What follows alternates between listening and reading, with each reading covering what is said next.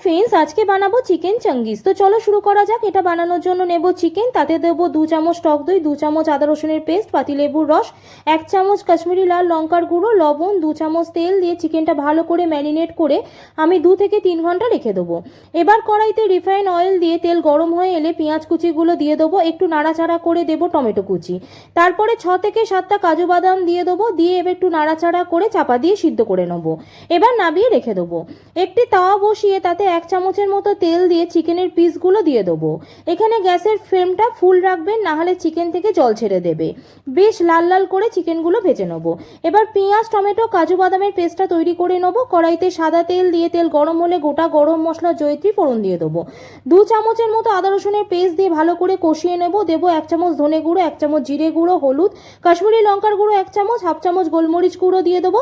এবার চিকেনের ম্যারিনেট করা মশলাটা দিয়ে দেবো আর কষতে থাকবো। দেবো পেঁয়াজ টমেটো আর কাজু বাদামের যে পেস্টটা করেছিলাম সেটা দিয়ে ভালো করে কষিয়ে নেব। দেবো পরিমাণ মতো লবণ। মশলা থেকে তেল ছেড়ে দিলে চিকেনের পিসগুলো দিয়ে একটু নাড়াচাড়া করে নেব। তারপরে 1 কাপ দুধ দিয়ে দেবো। চাপা দিয়ে 5 থেকে 7 মিনিট ভালো করে ফুটিয়ে নেব। নামানোর আগে কসুরি মেথি ওপরে ছড়িয়ে দেবো। ব্যাস রেডি আমাদের চিকেন চাঙ্গিস। রেসিপি কেমন লাগলো অবশ্যই জানাবেন। যদি ভালো লাগে চ্যানেলটা সাবস্ক্রাইব করে যাবেন। সকলে ভালো থাকবেন। আর যারা ফেসবুক পেজ থেকে দেখছেন তারা অবশ্যই চ্যানেলটা ফলো করে নেবে। বাই।